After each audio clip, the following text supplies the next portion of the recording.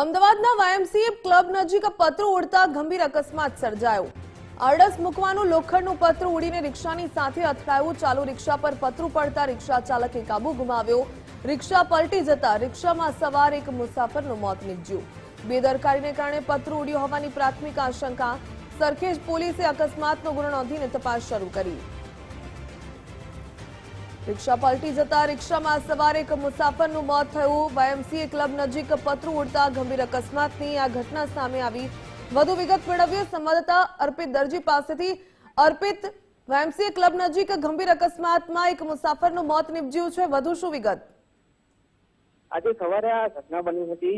SG highway પર જે overbridge બનાવવાની કામગીરી ચાલી રહી છે એ સંદર્ભમાં પતરાની આડસ મૂકવામાં આવી હતું, પરંતુ જે પતરા હતા એ પતરા પવનના કારણે ત્યાંથી હટી ગયા હતા અને ઉડીને સીધા રસ્તા પર આવ્યા। આ દરમિયાન એક રિક્ષા પસાર થઈ રહી હતી અને પાછળ એક બસ પણ હતી।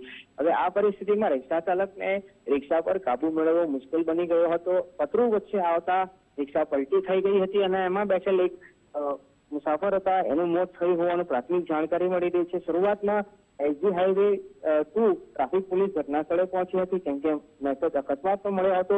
જોતે બાદમાં ખ્યાલ આવ્યો કે પતરું હટવાના કારણે, પતરું હવાના કારણે ફેંકાઈ ગયું રસ્તા પર, એના કારણે આખી દુર્ઘટના બની હતી, જેના કારણે હવે આખો મામલો સ્થાનિક પોલીસ સ્ટેશન કે જે સરખેજ પોલીસ સ્ટેશન લાગે છે એને સોંપવામાં આવે છે। સરખેજ પોલીસ આ મામલે હાલ તપાસ કરી રહી છે અને તપાસ અંતે જે કંઈ સામે આવશે એ આધારે કાર્યવાહી કરવામાં આવશે।